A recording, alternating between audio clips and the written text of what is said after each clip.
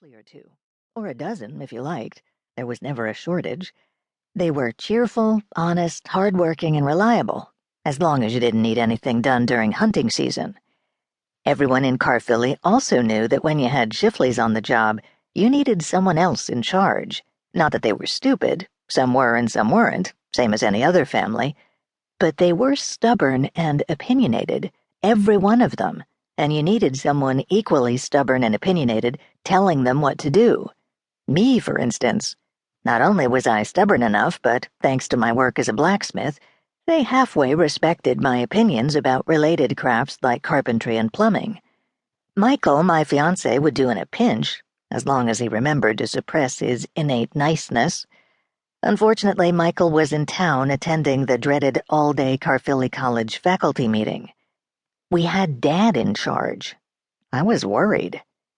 "Come on, Dad, pick up," I muttered as his phone rang on unanswered. I heard rustling in the shrubbery, either another competitor approaching or Rob arriving for cow removal. Either would cut short my time for talking. "Meg," Dad exclaimed when he finally answered, "how's the game?" "I'm stuck in a bog with a cow sitting on my wicket," I said. "How's the demolition going?" "Fine, the last time I looked." "The last time you— Dad, aren't you at the house?" "I'm up at the duck pond." I closed my eyes and sighed. 2 weeks ago, when I'd left Dad in charge of another crew of Shifleys to install the new septic field, he'd talked them into excavating a duck pond. Apparently Duck, my nephew's pet duck, needed a place to paddle while visiting us.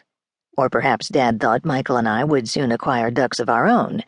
Anyway, he'd sited the pond uphill from the septic field, but in a spot with exceptionally good drainage. So good that the pond didn't hold water, which hadn't stopped Dad from trying to keep it full. "Let's talk about the pond later," I said.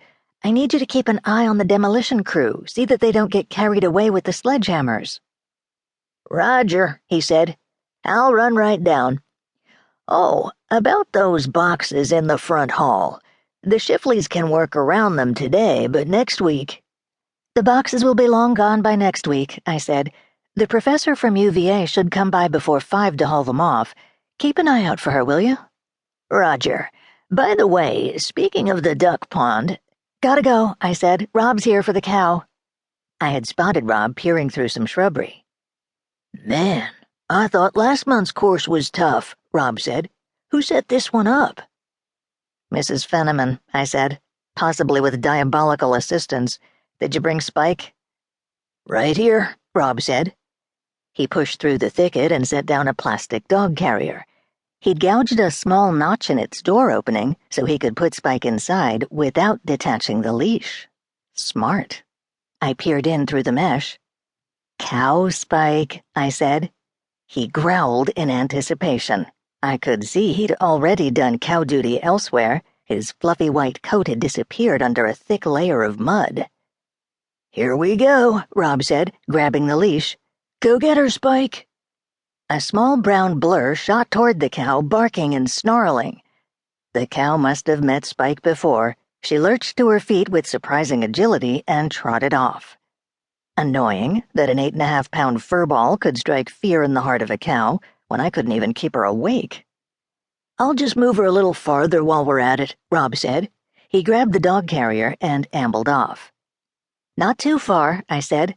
"And remember, you're supposed to get the milk out of the cow before churning it." "Don't worry," Rob called over his shoulder.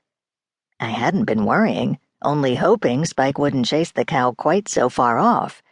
Cows were welcome as long as they refrained from lying on the stakes and wickets. The rules of extreme croquet defined any livestock on the course as walking wickets. Hitting the ball between the legs of a standing cow would give me a much-needed extra shot. I didn't want Spike chasing her toward a rival player. Yes, the cow had been lying on the wicket. I bent the battered wire into an approximation of its original shape, pounded it into the ground, and leaned against a tree to wait my turn. But before it came, another player arrived, Henrietta Pruitt. I smiled and hoped it looked sincere. Mrs. Pruitt was captain of the Dames of Caerphilly, a team whose members